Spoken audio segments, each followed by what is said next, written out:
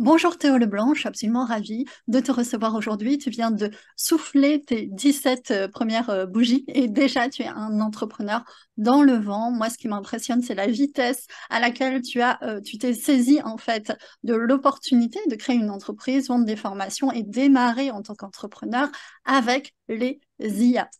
Et tu n'avais encore que 16 ans. Donc, je vais te laisser te présenter. Nous avons aussi avec nous Simon Delannoy, ancien prof de philo, reconverti dans la reconversion professionnelle et qui parle toujours de philosophie sur les réseaux sociaux. Et pour nous servir de public, nous avons également Maxime qui aura l'opportunité de poser des questions à la fin. J'ai des personnes de mon petit groupe privé qui ont posé des questions que je poserai aussi à la fin. Mais avant tout, Théo, j'aimerais bien que tu te présentes par toi-même et aussi tes activités, s'il te plaît. Ouais, ce que tu as présenté, j'ai pas commencé l'an dernier, j'ai pas commencé par la vente de formation, c'est un peu différent. Ouais. J'ai commencé il y a maintenant, ça fait 4-5 ans, j'ai commencé à mes 12-13 ans globalement avec un peu avant le début du confinement. Mhm. Mais déjà, faut savoir, ça fait pas mal de temps que, enfin, mes parents sont entrepreneurs, ça fait pas mal de temps que je suis exposé. D'accord. Et j'ai commencé à quelques années à entreprendre, parce qu'aujourd'hui, voilà, pour créer des projets, pour transmettre, enfin, pour éduquer, pour pouvoir créer du contenu, pour pouvoir apprendre.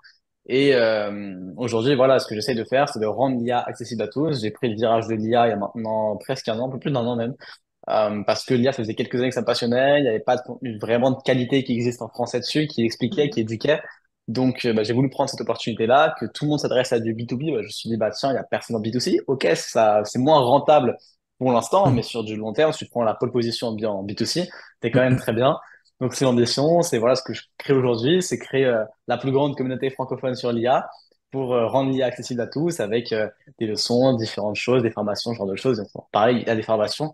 Aujourd'hui, la base de mon modèle de rémunération sur du court terme, mais c'est pas du tout le but sur du moyen long terme. D'accord. Donc voilà un peu pour me présenter en quelques mots. Donc, tu as commencé à 12-13 ans, tu nous as expliqué que tes parents t'ont mis quand même sur les rails, mais n'empêche, même en étant mis sur les rails, tu es passé très rapidement à l'exécution. Je me suis demandé, est-ce que tu as été accompagné? Non, pas spécialement. Très rapidement, relativement en soi, parce que j'ai commencé justement, enfin, j'ai mis pas mal d'années à y être exposé avant de commencer à réellement me former, à commencer à tester des choses, à apprendre, à tester de différents business, à intégrer différentes communautés, etc. Ça, c'est arrivé bah, du coup qu'à partir de 13 ans. En soi, ça faisait déjà de plus d'années que j'y réfléchissais, que je voulais entreprendre, mais je savais pas comment. Et à l'époque, je connaissais pas le business en ligne, je connaissais pas, j'écoute toutes ces opportunités qui existaient. Donc j'ai mis un peu de temps quand même. Mhm. Mais non, non, j'ai pas été accompagné. Au début, parce que pendant pas mal de temps, j'avais beaucoup de mal à dépenser de l'argent. Donc Ouais. j'étais vraiment à essayer de chercher Non, des tu dis informations pendant longtemps, tu gratuites. viens d'avoir 17 ans, quoi. Enfin, mais je trouve ça Oui, mais hyper, je trouve ça génial. On n'a pas les mêmes échelles de temps, mais c'est relativement, hyper intéressant. relativement. Donc c'est que récent. Enfin aujourd'hui, pour investir en moi, je dépense sans compter. Donc Ok. mais et donc j'avais beaucoup de mal où je cherchais justement des informations gratuites, je cherchais comment est-ce que voilà, je peux me former sur YouTube en ayant uniquement les masterclass, des trucs comme ça. Ouais. Et donc forcément, ça va aussi plus lentement. Et j'ai plus appris finalement en testant, en parlant avec des gens, en rendant des services. Et du coup, les gens m'apprenaient en retour certaines choses, etc. Que finalement, en grappillant à droite à gauche un peu d'informations, c'était pas le plus efficace. Tu as démarré jeune et en même temps, tu étais scolarisé, j'imagine. Donc, il a fallu Ouais, poursuivre ta scolarisation normale et développer ton activité. Parce que je suis encore scolarisé. et tu es toujours scolarisé, effectivement, puisque bah, tu nous en parleras peut-être après, mais tu as fait le choix de poursuivre. On voit que quand on se saisit d'un objet, et ça, j'ai vraiment la conviction que c'est à n'importe quel âge, ça peut aller très vite et on peut cumuler entre une scolarité et un emploi et éventuellement une aventure entrepreneuriale. Honnêtement, c'est dur. C'est pas juste, bah tiens, parce que t'as le temps. Non, il y a une question d'énergie, il y a une question de Ouais. gestion de voilà son temps, etc. Perso, la solution que j'ai trouvée, c'est que je sais dans tous les cas le soir, j'arrive pas à travailler. Globalement, à partir de 18-19 heures, ça devient vraiment compliqué. Je suis plus efficace du tout. Bah, c'est que en rentrant des cours, globalement, bah je mangeais, je passais un peu de temps en famille, j'ai me coucher tôt à 20h30, 21h, et je me levais à 5h30 pour bosser jusqu'à 7h. Et ensuite, Mhm. bah du coup, j'allais en cours quoi. D'accord. Bon, si j'ai aussi la chance, enfin la chance. Je suis graphique, donc j'avais un ordinateur en cours, déjà j'ai eu un ordinateur dès la seconde, Ouais. qui me permettait en intercours, quand j'avais fini les exercices en De avance ou gratter quoi, un bon peu bah je du change de temps. page, voilà, sur Discord, sur LinkedIn, etc. Et on gagne un peu de temps. Ouais, j'ai rejoint ton Discord. C'est vrai, c'est impressionnant de voir tout ce que tu as déjà réussi à faire. J'imagine qu'en termes de vie privée, ça a dû te pénaliser quand même, parce que bah, le temps que tu passes à faire tout ça, tu le C'est-à-dire? passes pas à socialiser et tout ça. Quel bilan tu tires de ça? Bah, en soi, dans tous les cas, je suis pas très, enfin, j'ai un bon gros décalage, on va dire, avec les gens de mon âge. Ouais, j'imagine. Pas très social avec les gens de mon âge. Au contraire, je suis beaucoup plus social maintenant que du coup j'entreprends et donc que j'ai accès à des personnes plus âgées, plus intéressantes, Ouais, etc. Au d'accord. final, j'ai beaucoup plus d'amis, j'ai beaucoup plus de soirées intéressantes, etc. Où vraiment je m'éclate socialement, etc. Où Mhm. je suis vraiment content de ça. Alors qu'avant, bah, j'étais pas épanoui. Les gens de mon âge, je les comprenais pas. J'étais pas mal rejeté parce qu'en plus j'ai sauté une classe, donc il y avait un petit gap là-dessus. Je pensais pas comme les, enfin, j'avais du mal à comprendre et à interagir avec les autres. D'accord. Donc au final, je suis passé de avant où j'étais juste tout seul dans mon coin à lire ou à faire des jeux vidéo après dans une autre Ok. période, à finalement être tout seul, enfin à parler avec des gens en ligne et à faire des choses, être dans l'action, à construire mon futur. Donc Ouais. C'est vrai non, qu'Internet c'était plus positif. Internet permet ça, et moi qui ai 40 ans, quand j'avais ton âge, ça, c'était pas hyper développé encore, le fait de pouvoir socialiser avec des gens avec lesquels on est plus raccord, surtout quand on a des décalages de maturité voilà, psycho-affective, un peu comme toi, hein. On peut dire que Mhm. bah, tu as une forme quand même de précocité dans Je ton suis précoce, avancement j'ai dans été la vie. diagnostiqué précoce par un psychologue. Ouais, Mhm. c'est pas du tout surprenant.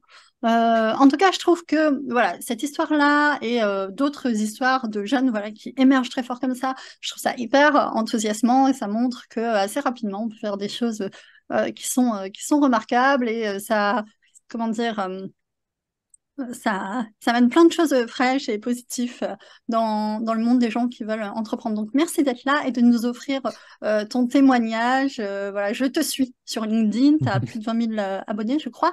Et alors, en te 25. lisant, j'ai trouvé que c'était très bien écrit, très bien construit, que tu arrivais vraiment à capter l'attention. Moi, j'ai suivi, par exemple, dans tes derniers posts, tu fais des comparatifs entre ChatGPT, Claude et tout, et c'est hyper bien fait. J'ai suivi le fil. Ça commence dans un post LinkedIn, ça finit dans un email où finalement tu fais un tableau comparatif qui est hyper complet, différentes IA conversationnelles. Tu fais ça tout seul. Ah oui, bien sûr. Bah, récemment, en termes d'écriture sur LinkedIn, je me trouve un peu moins bon qu'avant. Ah oui? Ma meilleure période, ouais, parce que j'ai une sorte de dégoût de LinkedIn qui s'est développé Ah depuis quelques ouais. mois. D'accord. Non, je suis un peu moins bon qu'avant. Ma meilleure période en termes d'écriture, je dirais, c'était entre mars et juin. C'est là où mon écriture a atteint finalement son apogée en termes de style d'écriture, de storytelling, c'est où j'étais le meilleur. Mhm. Ça se ressentait aussi dans les stats. Mais non, aujourd'hui, j'ai un peu plus de mal avec la plateforme, donc non, je suis un peu moins bon là-dessus. Et non, je fais tout seul globalement. Enfin, justement, je suis en train de voir pour déléguer, je délègue le plus Ouais, possible. Par exemple, tout ce qui est marketing, au niveau de l'entrepreneuriat, etc., c'est pas moi qui gère. Juste la ok. personne finalement qui est l'image, mais c'est pas moi qui gère la majorité de la démarche parce que c'est pas là où je suis le meilleur, donc Mhm. c'est plus simple de déléguer. Mhm. Le Discord aussi, je sais pas si t'as peut-être vu, du coup, c'est pareil, c'est une agence qui est en plus tenue par un très bon ami. Donc, globalement, je bosse, enfin, c'est génial parce que je recrute très peu et j'ai beaucoup, enfin, je délègue progressivement lentement parce Mhm. que j'attends de trouver vraiment des personnes excellentes et que je pourrais garder sur une très long terme. Et pour l'instant, je bosse avec trois personnes vraiment, je sais, sur du long terme, qui sont au final parce que comme il y en a très peu qui rentrent, c'est vraiment des personnes qualifiées avec qui j'ai un bon fit intellectuel, etc., bah, c'est Ok. autant des amis finalement que des gens avec qui je collabore. Donc, Mhm. c'est assez génial. Bah, ça, c'est un super Euh, réflexe, tu vois. Je délègue lentement, mais je délègue bien. Tout le monde n'a pas ce Mhm. réflexe-là, ouais. hein. Souvent, tu vois, une espèce de déclic. Bon, allez, j'en ai marre, j'en peux plus, je délègue. Ça Mhm. délègue n'importe comment. Voilà, ça se passe mal, ça met des Ce que années je à peux comprendre s'ajuster. aussi, je sais Toi, que tu as la bonne LinkedIn, ligne de honnêtement, ça conduite fait dès le un départ, moment. quoi. Bah, je sais que LinkedIn, ça fait un moment et ça fait un moment que j'y réfléchis aussi. Donc, et j'aurais pu potentiellement déléguer plus vite, ça aurait aussi peut-être été bien. Donc, en soi, il n'y a pas seulement de, je sais pas s'il y a une meilleure méthode ou pas. Cette méthode-là, pour l'instant, elle fonctionne bien pour moi. Elle est un peu plus lente, mais me permet de mieux construire sur du long terme. Surtout que il y a pas mal forcément de gens qui veulent aussi profiter parfois de ma notoriété, de mon âge, parce que je suis un peu plus naïf, parce que j'ai moins d'expérience sur certaines choses. Mhm. Donc, c'est aussi plus compliqué à gérer là-dessus en termes de relations, en termes des personnes. Voilà, est-ce qu'elles m'approchent juste parce qu'elles sont gentilles et du coup c'est cool, ou est-ce qu'il y a un intérêt derrière, est-ce qu'il y a un truc? Bien sûr. Et inversement, les gens peuvent aussi se poser la question quand je vais rencontrer de nouvelles personnes, parce que les gens ont déjà leur groupe établi quand ils sont plus âgés, alors que moi je rentre dans leur groupe et Ouais. enfin, c'est nouveau. Donc, c'est aussi des jeux parfois assez complexes. C'est sûr, connaître les intentions des gens, tu pourras jamais vraiment savoir si les Mhm. C'est gens ont ça. quelque chose derrière la tête ou pas. Je te propose qu'on donne la parole à monsieur Simon Delannoy, qui est avec nous. Salut. Simon, bienvenue. Je suis Salut. très contente de te recevoir de nouveau. Bah oui, merci de m'avoir invité de nouveau. Du coup, je sais pas trop par où commencer.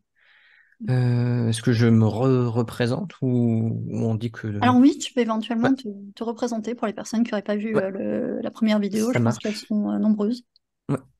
Ouais. Du coup, moi, je m'appelle Simon Delannoy, je suis coach spécialisé en reconversion pro et en entrepreneuriat, et je me suis moi-même reconverti, puisque tu l'as mentionné avant, j'étais prof de philo. Et du coup, j'ai l'impression que du coup, il y a des coachs de coachs de coachs. J'ai l'impression d'être le reconverti des reconvertis des reconvertis, ce qui est une autre branche. Mais du coup, je me suis lancé, ça va faire 3 ans, vraiment, vraiment 3 ans que je fais ça. Et du coup, ce que j'ai envie de fonder, je l'annonce ici, comme ça, au moins, j'engage aussi mon ego. C'est qu'à partir de janvier, à la base, je faisais tout seul. Je Mhm. commençais également à déléguer de plus en plus, Mhm. notamment mon marketing, Ouais.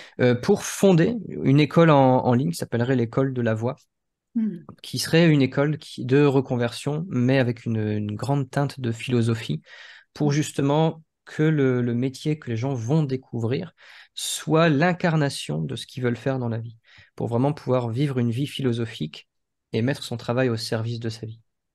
D'accord. Waouh, sacrée annonce.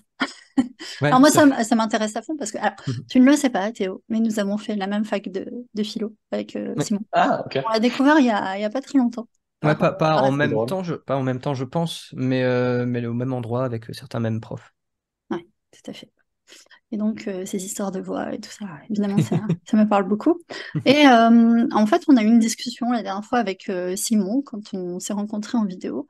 On a parlé philo et on a parlé IA, on a parlé aussi marché du travail et la manière dont l'IA impacterait évidemment le monde du travail, mais aussi les questions que ça pose en termes de conscience. Voilà, est-ce qu'on Ok. peut imaginer que demain, une IA développe une forme de conscience, etc. Sachant que Simon avait écrit son mémoire de philo sur un sujet conscience pardon, et Ok. transhumanisme. Et donc, Ok. quand on en a discuté, Simon m'a dit, je connais Théo Leblanc, si tu veux, on pourrait avoir une discussion avec lui sur ce sujet. Je me suis dit, super idée. Voilà.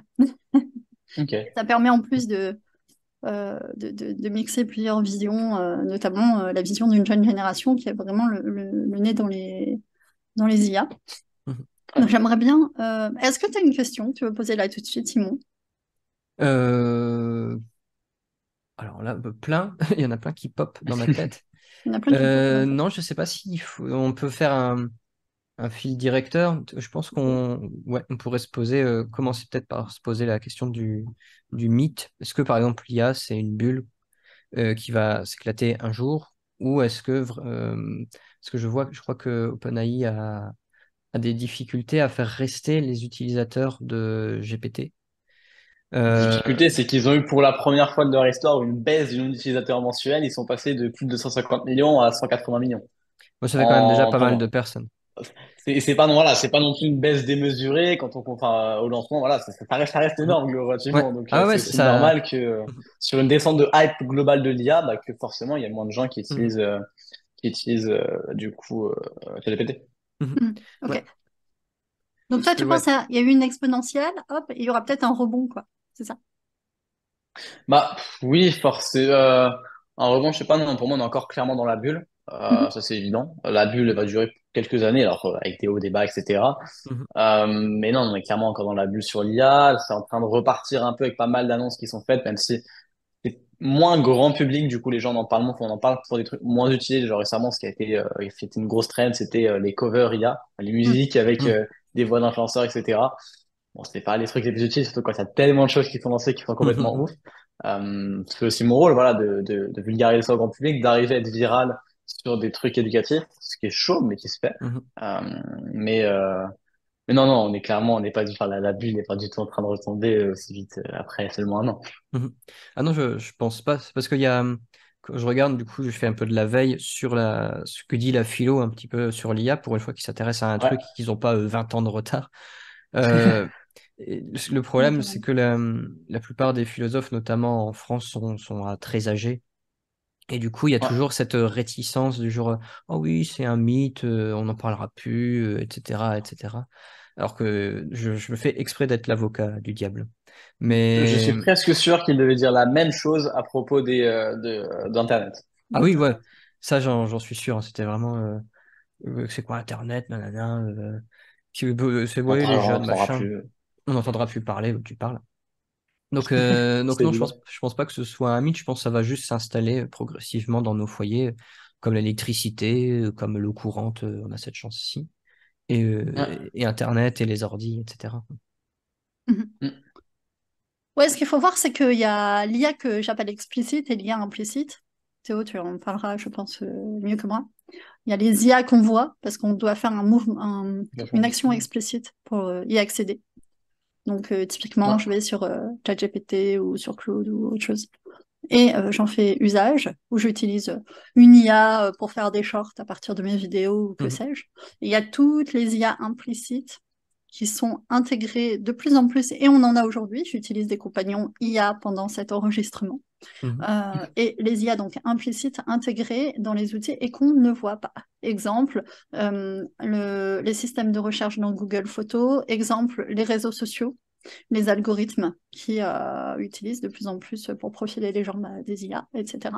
Et celles-là, à mon avis, elles sont complètement entrées dans nos vies et les IA, quasiment tous, on les utilise déjà sans le savoir.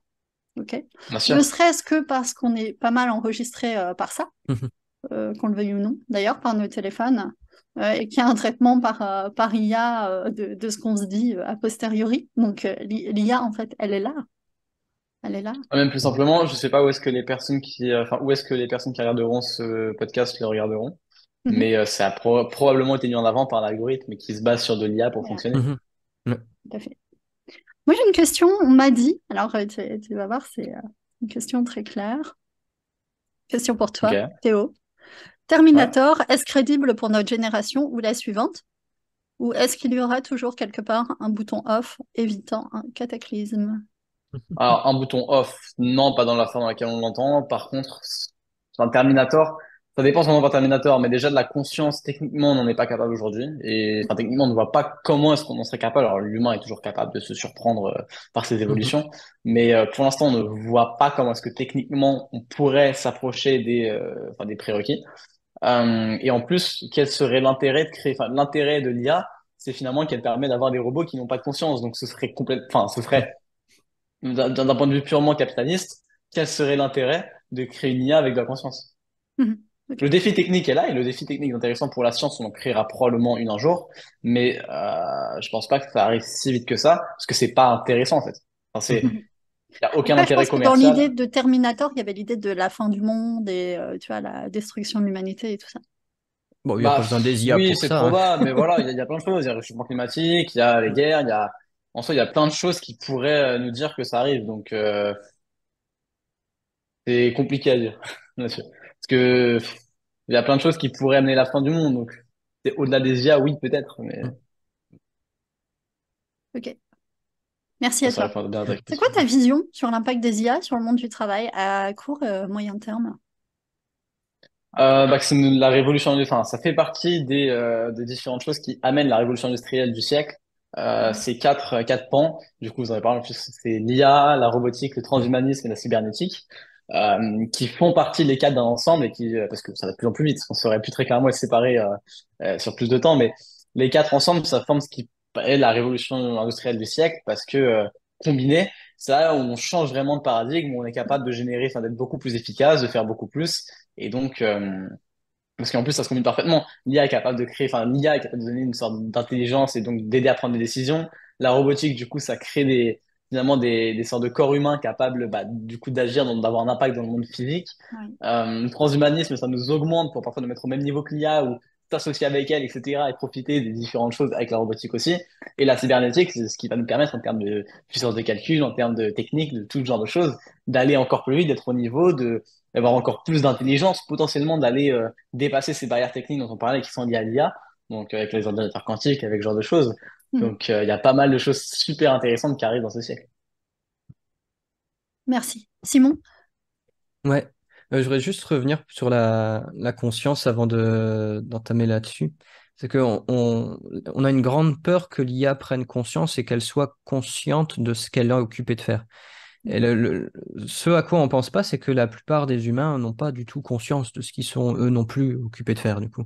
Mhm. Il y a tellement de gens qui vivent plus comme des robots à obéir à un algorithme qui n'est pas le leur, que finalement, j'ai pas l'impression qu'on verrait une grande différence. C'est pas forcément l'inquiétude d'avoir une conscience qui, bah, ça devrait pas nous inquiéter dans la mesure où on sait même pas ce que nous, en tant qu'humains, on fait de notre conscience. Mhm. Même des philosophes qui pensent que comme Daniel Dennett, qui pensent que la conscience, c'est juste un truc qu'on va savoir expliquer un jour, comme on a pu expliquer la gravitation ou je sais pas, la vitesse de la lumière. Et d'autres comme David Chalmers, qui lui considère qu'on ne sait pas expliquer la conscience. C'est juste sûrement peut-être qu'on finalement tout a une conscience. Euh, de la même manière que si on, alors c'est un peu gore, hein, mais si on enlève toutes les parties qui composent un être humain, ses bras, ses jambes, ses organes, etc., aucune soit les cellules qui les composent ont un degré infime de conscience, et c'est l'assemblage du tout qui crée la conscience humaine, soit justement, soit la conscience fait partie intégrante de la vie, et même chaque matière, même un atome, pourrait avoir un degré infime de conscience. Une fraction de Du conscience. coup, peut-être que les Un IA atome. ont déjà, si on prend Daniel Dennett, aurait déjà une conscience. C'est juste que c'est un degré qui n'est pas le même que les humains. De la même manière qu'on s'est surpris à se dire, ah, en fait, les animaux, ils ont des émotions. Ah bah ouais, c'est vrai ça. Ouais. Et du coup, on s'en rendra compte plus tard. Soit en fait, on se pas, comment dire, ce que je veux dire par là, c'est surtout un faux problème, quoi. C'est pas la grande question. Ah, ils vont devenir conscients. Bah, deviens-toi d'abord conscient en tant qu'humain, et puis Oui, on s'inquiétera d'autres choses après. C'est très méchant quand je dis ça. Non, Mais non, c'est pas très méchant en fait. Est-ce que la ça conscience, sonne c'est un pas une peu. notion qui est une grande illusion, quoi? C'est-à-dire une ouais. lecture a posteriori Mhm. de notre intellect où on se dit, ah, je suis porteur d'une conscience. Alors Bah, que c'est ça. Faut pas y voir de mépris de ma part. C'est juste que c'est toujours, on se pose d'un coup des grandes questions quand on se les pose, enfin, avant de se les poser à soi. C'est, ouais, ils vont devenir conscients, c'est la fin de l'humanité, mais tu te rends compte que ça fait 30 ans que t'es pas conscient de ce que tu fais et ça t'a pas posé de problème. C'est plus cette idée-ci. Et du coup, ça embraye par rapport au travail. Moi, j'ai un peu cette vision-ci où on pourrait être débarrassé de tous les travaux qu'on n'a pas envie de faire. Et peut-être que pour la première fois dans l'histoire de... Enfin, c'est pas la première fois dans l'histoire de l'humanité, mais ce serait peut-être un peu un retour, non pas au temps d'avant, nostalgique, où c'était bien, c'était mieux avant, mais plutôt au fait de ce nouveau paradigme où vraiment le travail, le taux horaire, les 35 heures, 40 heures, 60 heures, etc., où travailler pour faire de l'argent en vue de sera peut-être remplacé. Du coup, on n'aura plus forcément besoin de travailler pour produire de la richesse. d'accord. Je suis même pas sûr que dans nos pays occidentaux, on ait vraiment déjà besoin de ça, remarque. Ouais. Et du coup, on pourrait peut-être En fait, la question, beaucoup de personnes reprochent à l'IA de piquer leur boulot, sauf qu'on n'a pas reproché aux chevaux de prendre Enfin, les chevaux n'en sont pas pleins d'être remplacés par le moteur. Les allumeurs de réverbères ne sont pas... Enfin, je pense pas qu'ils se soient plaints de ne plus faire ce boulot-là, etc. Donc, en fait, la question, ce serait vraiment, bah, qu'est-ce qu'on va faire des humains dans un paradigme où il y aura plein d'humains qui n'ont peut-être pas envie de travailler, et qui du coup ne seront peut-être contraints de travailler parce qu'on s'est dit un jour qu'il fallait absolument qu'on bosse en vue de gagner de l'argent, à faire vraiment des trucs qu'on n'a pas envie de faire. Mhm. Du coup, c'est un petit peu, bah, qu'est-ce qu'on va faire des futurs demandeurs d'emploi? C'est ça. La question, c'est, Comment est-ce en qu'on fait, les tu nous occupe? parles Bah, d'un... finalement, Ouais. c'est pour ça que Ouais. la quête de sens, c'est un problème très récent et enfin, Mhm. qui ne se posait pas avant, parce qu'avant, on n'avait pas le temps de se demander Bah ouais. quel est le sens de ce que je fais. Bah non, je tente de survivre et si je survis, c'est Mhm. déjà bien. Carrément. Maintenant que du coup, on a ce truc-là où c'est plus simple, relativement, enfin, tout est relatif, c'est dans les pays Mhm. occidentaux, etc. Oui. Mais c'est un problème très récent. Donc, peut-être que ça ira encore dans un autre paradigme avec l'IA. Mhm. C'est vrai. Pour se poser cette question, il faut attendre un certain stade de développement. Et vous me parlez tous les deux d'un paradigme, d'un nouveau paradigme Mhm. déjà. J'ai entendu ce terme des deux côtés. Ouais. Et Simon, tu nous parles d'un paradigme où on décorrélerait le travail des revenus. Alors, autre sujet que j'ai entendu aussi cette fois chez Simon, c'est dans ce changement de paradigme, puisque vous avez l'air tous les deux d'accord sur le fait qu'il arrive, j'ai Mhm. l'impression qu'il y aura donc moins de résistance de la part, effectivement, de la nouvelle génération qui semble s'emparer des IA avec une grande facilité, qui veut s'exprimer. sur... Bah, pour moi, de tout temps, en fait, c'est juste que simplement les nouvelles générations étaient plus amènes de maîtriser les nouvelles technologies, etc., parce qu'elles ont grandi avec. Donc, forcément, c'est facilité là-dessus, enfin, de ce point de vue-là. Et Mhm. donc, on a l'impression que, oui, elles adoptent plus facilement. Est-ce que c'est parce qu'elles sont plus intelligentes? Bah, non, peut-être que juste qu'elles ont grandi avec. Donc, forcément, Ouais, c'est plus simple. j'ai pas affirmé que les nouvelles générations étaient plus intelligentes que les Non, anciennes. bien Juste sûr, bien qu'il sûr. n'y avait pas la même résistance de l'histoire de vie dans l'intégration de l'IA dans les divers process du quotidien, en fait. Mhm. Ouais. Ouais, c'est un petit peu comme nous. Mais en fait, il y a un peu il y a trois décennies finalement. Parce que si tu as 40 ans, moi j'en ai 31 et toi 17, on a quasiment les Mm, trois décennies. c'est vrai. Mais du coup, je vois par rapport à mes parents, quand on s'appelle sur WhatsApp en visio, mes parents sont comme ça, complètement. C'est où? Tu m'entends? Vraiment comme ça. Alors que pour nous, c'est plus simple parce on baigne dedans. Mm. Mais à l'inverse, je Mm. pense que tu me donnes un Minitel, moi je sais pas du tout m'en servir, là où mes parents, je pense, arriveraient beaucoup plus facilement à s'en servir s'ils se souviennent de comment ça marche. Donc c'est... Bah, Ouais. le problème, c'est qu'il y a de la data qui n'est plus utile. Ouais. C'est-à-dire qu'a priori, l'utilité aujourd'hui de se servir d'un Minitel, enfin, à part Non. marginalement, Ah ouais, non, c'est clair. bof. Non, Ouais. non, clairement. Mm. Mais, mais du coup, ouais, je pense qu'il y a la nouvelle génération, ça, j'ai l'impression d'être âgé quand je dis ça, va, en fait, Bah, va franchement, prendre ce qui s'offre regarde, à elle. j'ai plus de 2 fois l'âge de Théo. Ouais, C'est pas pour te faire peur. Ouais. Mais- Hmm. Non, mais j'aime bien mettre des coups de vie aux gens jeunes. Je trouve ça très drôle. Mais du coup, oui, je pense que ça va être un peu comme tout. Il y aura une génération. Enfin, en fait, c'est pas tant. J'ai l'impression qu'il y a aussi une forme d'acculturation ou d'habitus selon la famille dans laquelle la génération a grandi. Il y a même Oui, ça joue aussi. Bourdieu disait ça dans les années 80. Mais je pense que toi, Théo, si tes parents sont déjà dans le monde entrepreneurial, ça t'a paru beaucoup plus naturel, on va dire, d'aller là-dedans que si, par Bien sûr. exemple, ils étaient profs tous les deux, tu vois. Bien sûr, Bien sûr, et ça a joué énormément, bien sûr. Mm. clairement. Donc il y aura toujours en fait cette émancipation spirituelle, psychologique qu'il faut opérer pour embrasser ou non ce paradigme qui, qu'on le veuille ou non, va arriver. Ou peut-être qu'on y est déjà. Ouais. Ouais, Alors c'est c'est juste la rigolo, question moi qu'il les faut. IA, j'ai l'impression d'en avoir entendu parler pendant longtemps. C'était un peu balbutiant, le grand public n'avait pas accès. Là, ça fait pouf, comme ça, Ouais, ces bah, dernières années. on en Et, parle depuis et les années aujourd'hui, j'en 60, je utilise. crois. Pardon? Je crois qu'on en parle depuis les années 60, 70. Oui. C'est juste que ça n'a pas la même forme, En mais je somme, crois. avant, Turing, c'est plutôt fin les années presque Ouais, 50. Donc, ouais. mais juste que bah, c'était moins populaire. Déjà, ça fait bien, enfin, ça fait au moins 10 ans que c'est vraiment Mhm, intégré dans les entreprises, etc. Mais c'est récent le fait qu'on puisse s'en servir, nous, en tant que consommateurs mhm, basiques, en fait, c'est ouais, qu'on le voit. Mais c'est encore plus vieux sur les recherches qui ont mhm, commencé à être faites et le fait de commencer voilà, à travailler dessus, ça c'est encore plus vieux, oui. Ouais, ouais, dans quelques carrément. milieux privilégiés, parce que dans l'essentiel du monde du travail, ça n'avait pas encore pénétré quand même le marché Pas du travail. forcément privilégié, mais dans lesquels c'était plus utile en tout cas. Mhm. Bah, comme Internet avant, en fait, hein. C'était surtout l'armée Exactement. Ouais. qui utilisait. Et Mm. après, ça arrivait dans nos foyers. Les drones aussi. Oui. Alors, je sais pas Mm. quoi, mais je pense qu'il y a pas mal d'exemples comme ça. Mhm. Je Ouais. dirais quand même privilégié Théo, parce que il s'avère, à mon avis, que les IA vont être utiles dans beaucoup de secteurs professionnels. Mm. Certains Oui, ont mais une forme de privilège, plus d'autres ou ont moins. plus de Enfin, difficultés. oui, voilà, c'est une question de choix, une question de moment, etc. Mais oui, je comprends. Ouais. C'est quoi ta vision, toi, pour ta vision, je sais pas, à 6 mois, 1 an, même 10 ans éventuellement, sur Par rapport à quoi? l'évolution des IA de manière générale? C'est très compliqué, honnêtement, sur l'évolution des IA, bah, parce que déjà, je suis pas dans les laboratoires, donc je sais pas Mhm. ce qui se passe vraiment, etc. D'accord. Donc, je peux pas inventer des choses, Est-ce que etc. toi, tu as Mais une vision? Est-ce que tu as quelque chose de clair qui se dessine ou pas? c'est-à-dire, Dans quand ton tu as une vision imaginaire, par rapport à sur la quoi? manière dont les IA vont continuer à se déployer dans la société.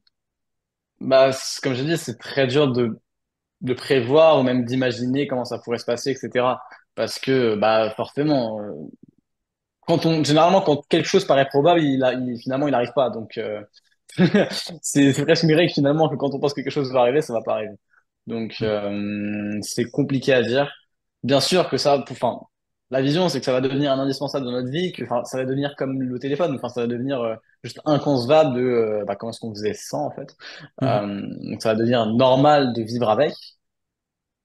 Comment, sous quelle forme, etc. Par quels moyens en premier, quels vont être les liens avec les autres, justement les quatre autres, enfin du coup les trois autres cybernétique, robotique et, et je suis fatigué. Cybernétique, robotique Transhumanisme. et transhumanisme, à Mhm. voir dans quelle rapidité ça va se faire, etc. C'est très dur de savoir et de déterminer ça, en fait. C'est de prédire, c'est vraiment de la prédiction ou du Nostradamus, finalement, donc Mhm. c'est assez compliqué. C'est compliqué. De toute façon, Mais, c'est une mission voilà. Mais ce qui est quasiment sûr, c'est que impossible. ça Parce dépend que, de pas mal de choses sociales. On le voit là, par exemple, l'IA se développe beaucoup plus, enfin, la robotique se développe beaucoup plus en Asie où les populations enfin, sont plus vieilles parce qu'il y a 30 ans d'avance, on va dire, sur le vieillissement de la population. Donc, il manque de main-d'œuvre. Donc, la robotique s'est développée beaucoup plus vite en réponse à ce besoin-là. En Europe, c'est peut-être justement sur les tâches répétitives où il y a un manque de sens, où on cherche comment est-ce qu'on peut automatiser ce genre de choses. On a des problèmes plus d'ordre sociaux, etc. hmm, L'IA est apparue comme une solution. Justement, on voit déjà les entreprises qui commencent à remplacer des employés, à mettre des IA à la place, à automatiser certaines Mhm. choses, avec ce problème de gestion du temps, etc. Le transhumanisme aussi qui commence à arriver un peu aux États-Unis, ce genre de choses. mhm. Ça dépend aussi beaucoup de l'endroit social et le mondialisme et finalement, enfin la globalisation finalement, c'est pas si vrai que ça sur ces points-là qui sont finalement vraiment spécifiques à certaines régions dans lesquelles c'est plus adapté. Alors, certaines choses, oui, bien sûr, l'IA, c'est un peu partout. Là, enfin, toutes les régions se penchent dessus, robotique pareil. Mais il y en a certaines où, bizarrement, bah, on entend plus parler, c'est plus à la mode et c'est plus, ça répond plus aux problèmes de la région spécifique. D'accord, c'est hyper intéressant ce que tu nous dis. Tu nous expliques que ça se déploie très vite et de manière beaucoup plus naturelle, là où finalement on en a vraiment besoin, c'est-à-dire là où il n'y a pas de ressources alternatives. Je pense, alors c'est Ouais. une partie de ce que tu as dit, Bah, hein, c'est pas la il y a quelque totalité chose de ce que tu là-dessus as qui dit. Je est, rebondis sur le début de ce que tu as dit. Mais par exemple, un territoire sans médecin du tout, bah, immédiatement on va essayer de bricoler quelque chose avec de l'IA pour répondre à des besoins médicaux, des choses comme ça. Et nous, on a l'impression que ça va lentement parce que finalement, on a tout un tas de ressources Mhm. autres, tierces à notre disposition. Mais si c'est l'IA ou bien l'IA, ou la robotique, bah, ce sera la robotique et l'IA en fait, et pas autre chose. Mhm. il y a quelque chose de très drôle avec ça, c'est qu'on a toujours l'impression d'avoir un manque de ressources. Et oui, théoriquement, le nombre de ressources est limité, mais historiquement, chaque fois qu'on a manqué de nos ressources, ben, on a réussi à en exploiter une nouvelle pour au Mhm. final avoir toujours ce Mhm. truc-là. On était toujours sur une ressource et chaque fois qu'on arrivait au bout d'une ressource, ben, on passait à une suivante, etc. Mhm. Bon, alors il y a aussi le problème d'écologie, il y a différentes choses, mais c'est quand même, enfin, montrer que finalement, l'humanité est très forte, à toujours se créer des problèmes et les résoudre, quoi. Mhm. Ouais, génial. Simon, tu as une vision, toi, pour la société? Pour la société. Yes. Bah, moi, ce qui m'avait vraiment frappé, c'était une vidéo que vous connaissez peut-être, mais qui s'appelle Human Need Not Apply, que j'ai vue, je crois, en 2015 ou 2017. Et c'est ça qui montrait du coup l'avenir, on va dire, de l'IA, et Mhm. que toutes les métiers qu'on pouvait faire pouvaient potentiellement être remplacés, où on est du coup potentiellement tous remplaçables. Peut-être même nos propres métiers, il y aura des IA qui enseigneront l'IA, Mhm. des robots humanoïdes Probablement. probablement, ouais, qui feront du coup de la reconversion, etc. Et du coup, moi, la vision que j'ai, elle est pas vraiment, j'aimerais vraiment revenir un peu en fait, dans la Grèce antique et la Rome antique. Alors, il y avait un truc pas cool qui était l'esclavage, mais par contre, les citoyens, eux, ne travaillaient pas à proprement parler. Ils distinguaient le négoce, qui est devenu plus tard la négociation, et Mhm. l'osium, qui est l'oisiveté, mais plutôt le Positif. loisir. Ouais. Ou alors c'était pas être comment dire, c'était pas juste faire n'importe quoi ou passer du bon C'était temps, pas être un c'était glandeur non. avec toutes les connotations négatives Ouais, non, que c'était ça a vraiment aujourd'hui. s'intéresser à l'astronomie, la Ouais. politique, la science, comprendre le monde, c'est une vie contemplative, quoi. Mhm. Et du Des coup, choses moins concrètes, finalement, hein. ouais, en fait, que tout le monde recherche à faire quand il travaille pas, du coup. Ça va apprendre le Ouais. piano, la guitare, passer du temps avec sa famille, et pas forcément regarder une saison en un week-end sur Netflix, quoi. Quand tu questionnes les gens, ils ont vraiment envie. Enfin, en tout cas, mes clients, la première chose que je dis, ouais, tu feras quoi quand tu auras plus de temps? C'est, ah bah, lire. Ouais, ils me disent jamais, bah, je Ouais. regarderai l'intégralité de, je sais pas, de Après, il faut Stranger se Things méfier en du américain, quoi. déclaratif. Bien sûr, parce Parce que si qu'après, il y tu a. Oui, regardes si tu demandes aux gens ce qu'ils regardent à la télé, tout le monde te répond Arte, hein. Ouais, bah oui. Mais, Bizarrement, c'est pas ce que disaient les chiffres. non, mais en général, les gens ont plutôt non, envie de là. ça, d'avoir du temps pour eux, pour pouvoir lire, se recentrer, apprendre un instrument de musique ou des choses comme ça. Et du coup, j'avoue que j'ai cette vision aussi, c'est celle, après ça dépend d'un choix sociétal aussi, Mm. mais cette vision où on pourrait, du coup, enfin, laisser à je sais pas, des robots humanoïdes tout ce qu'on n'a pas envie de faire, Mm. pour s'intéresser vraiment à être vivant. Ça fait Ouais. très Miss France, hein, dit comme ça, mais juste Ouais. passer du temps en famille, apprendre comment fonctionne le monde, des choses comme ça. Se défaire du travail Ok. répétitif, C'est ennuyeux, ça, ouais. Mhm. inintéressant et ouais. Carrément. Est-ce que est-ce que tu as lu, Théo, de la littérature un peu comme ça qui essaye de faire de l'anticipation, de la prospective Pas mal de science-fiction, donc Ouais, t'as lu quoi? à la fois oui et non. Comme quoi, bah, j'ai ma bibliothèque derrière, Ouais. simplement, qui est, je dirais, 0,01% de ce que j'ai lu. Euh, Mais la science-fiction, comme des trucs, enfin, des romans dans l'univers enfin, dans le même style que Dune, par exemple. Là, c'est le Mhm. Ouais. dernier, enfin, l'Empire du Silence, qui est vraiment bon. J'ai pas beaucoup aimé. Des choses beaucoup plus, enfin, parfois dystopiques, mais qui peuvent finalement un peu utopiques quand on les regarde d'un point de vue différent, comme Ok. Community, qui m'a fait beaucoup réfléchir, dont je parle souvent.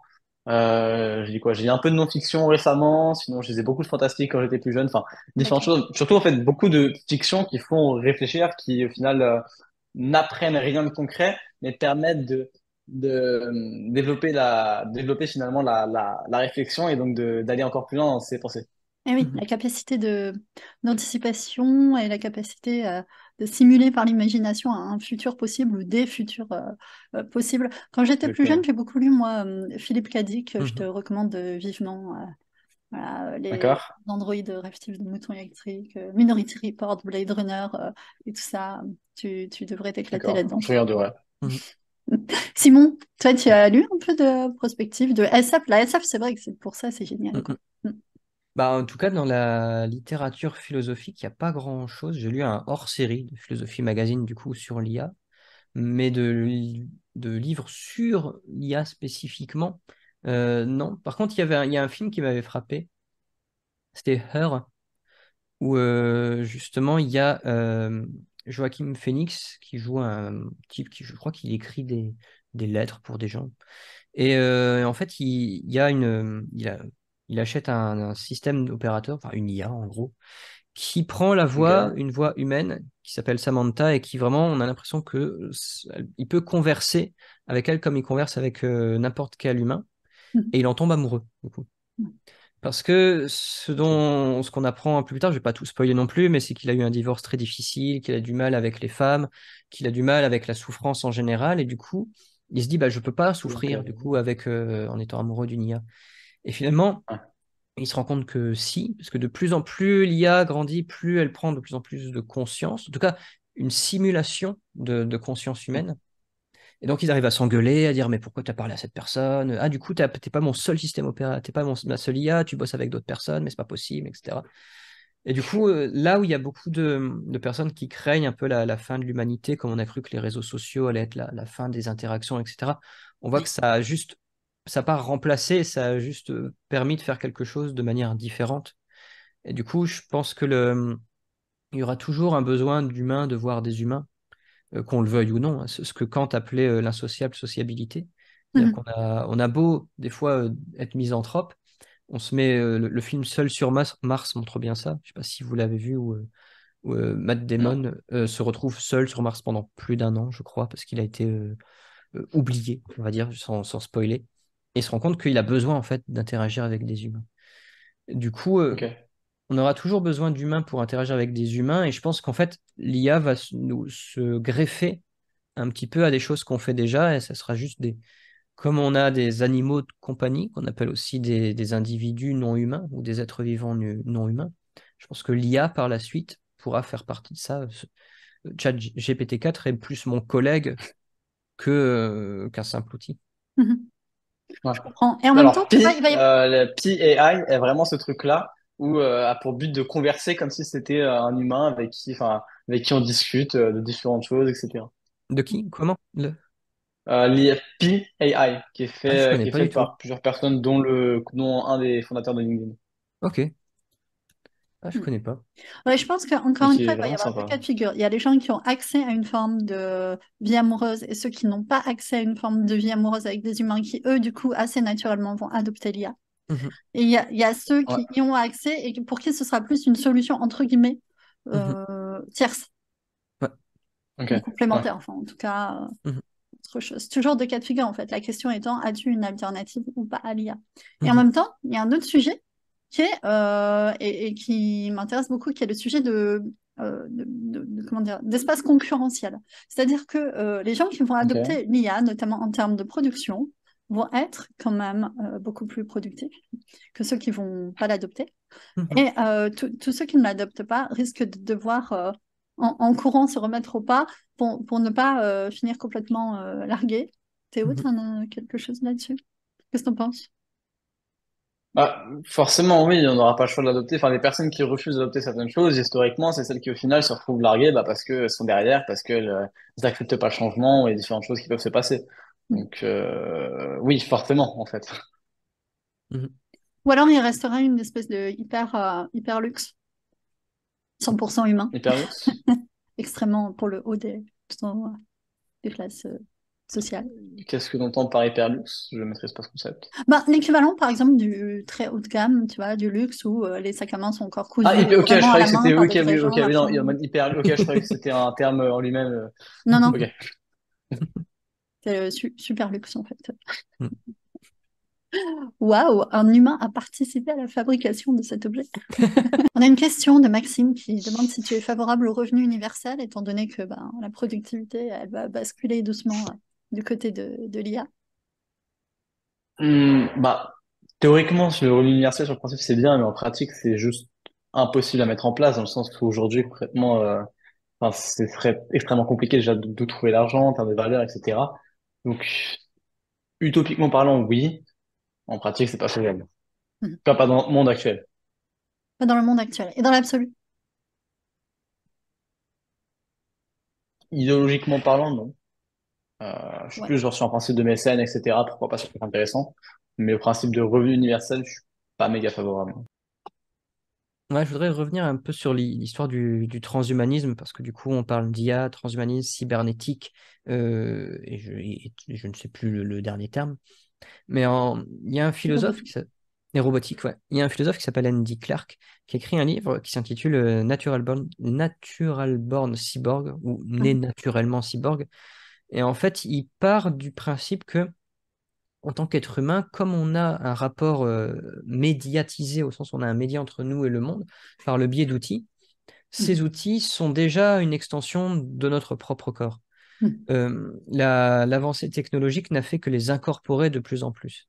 C'est-à-dire qu'on voit dans l'armée, notamment, il y a des exosquelettes pour justement décupler du coup la force des soldats, mais de la même manière qu'un marteau décuple ma force pour planter un clou. Avec ma Ou une main, je ne pourrais voiture, pas. nos jambes. Ou une voiture, nos jambes, ouais, etc. Et des rollers, enfin, ou quoi que ce soit. Et Mhm. du coup, par rapport au transhumanisme, on imagine forcément l'incorporation d'outils technologiques dans un organisme vivant. Finalement, ça va juste être de la même manière que les réseaux sociaux ont juste transformé notre manière d'interagir avec les gens. Mhm. L'incorporation du coup d'outils et d'IA à l'intérieur même de notre corps, par le biais de Neuralink par exemple chez Elon Musk, va juste transformer la définition même d'un être vivant. Si on a toujours notre téléphone sur nous, ce qui est souvent malheureusement le cas, on a toujours une extension de notre mémoire via nos souvenirs dans notre photothèque, une extension de notre connaissance via Google, etc., etc. Du coup, on est déjà d'une certaine manière des transhumains. Oui, une extension de notre capacité à Mhm. poser des questions Ouais, pendant une interview par exemple. aussi. Il y a des bons et des mauvais côtés. Effectivement, Mhm. on a délégué une partie de notre mémoire à des supports externes, à Mhm. nous-mêmes, des supports d'enregistrement, Ouais. supports de mémoire, hein, on dit Mhm. ça comme ça, mémoire externe. Et ça fait déjà de nous, en effet, des humains augmentés. Mhm. On avait jusqu'à maintenant effectivement des supports externes comme ça ou des aides externes, mais maintenant il y aura en plus des intelligences, entre Mhm. guillemets, Ouais. externes qui nous suppléeront sur d'autres thèmes. Mhm. C'est pour ça que je pense que une des choses qu'il faut continuer de faire et peut-être faire l'effort, c'est de réussir à faire un propre usage de nous-mêmes, du coup. S'entraîner à retenir, à lire, écrire, même faire à manger ou des choses comme ça. Ouais. Juste pour pas s'atrophier. Au niveau de nos capacités. Mhm. Ne pas trop s'atrophier au niveau de nos Ouais. capacités. Je me souviens quand j'étais jeune, on apprenait par cœur des numéros de téléphone. Ouais. Ah ouais, C'était ouais, ouais. normal, Il n'y avait pas le choix, de toute façon. il n'y Il y avait pas avait le les choix. poésies aussi qu'on devait réciter au tableau. Alors ça On devait les existe apprendre toujours, par mes cœur. enfants apprennent Ça existe toujours, toujours? ils récitent toujours des poésies au tableau, et tant mieux qu'ils Bah travaillent ouais. encore leur capacité de mémorisation. Mhm. Non, carrément. Heureusement, l'école préserve encore un peu Mhm. ça. En fait, ouais, Mais, sinon on va devenir de la même manière que tu prends un chihuahua qui, du coup, son ancêtre est un loup. Tu mets le chihuahua qui ne sait plus du tout se débrouiller, ou même mon chien, c'est un boîte à samoyède, tu la mets en pleine forêt, complètement paumé. Bah, du coup, parce qu'ils ont été domestiqués par l'être humain, ou du coup, ils n'ont plus à chasser, ils n'ont plus à s'occuper d'eux-mêmes. De la même manière, il faut pas qu'on on soit domestiqué du coup, par cette technologie que l'on a voulu. Ce que, il me semble, pareil, il faudrait voir dans l'histoire la relation entre le chien et l'homme, mais c'était vraiment une forme d'accord tacite entre OK, je t'apporte à bouffer et toi tout à tu fait. me protèges. Et Un du peu coup, pareil avec les chats qui évacuaient des ouais, parasites, complètement. rongeurs, etc. Mhm. Et là, du coup, on a créé une forme d'accord tacite entre la technologie qu'on a nous-mêmes produit pour notre confort et nous, par contre, on lui donne rien en échange, à part le fait de l'utiliser. Mais du coup, il ne faut pas non plus qu'on soit trop domestiqué par nous-mêmes, par le fait de vouloir trop de confort.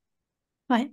Ne devenons pas des humains chihuahuas. Mais après, n'est-ce pas également une forme d'adaptation à notre environnement? Peut-être Ah aussi si, qu'il y en a une partie pour en développer d'autres, si c'est j'imagine. possible, mais c'est vraiment l'autonomie qui, pour le coup, à mon avis, fait partie des besoins humains, d'être Mhm. autonome. Je pense que ce que Maxime disait par rapport au sentiment d'utilité sociale, c'est aussi un sentiment d'autonomie et de du coup se sentir utile à soi-même et Mhm. aux autres. Donc on termine avec cette question.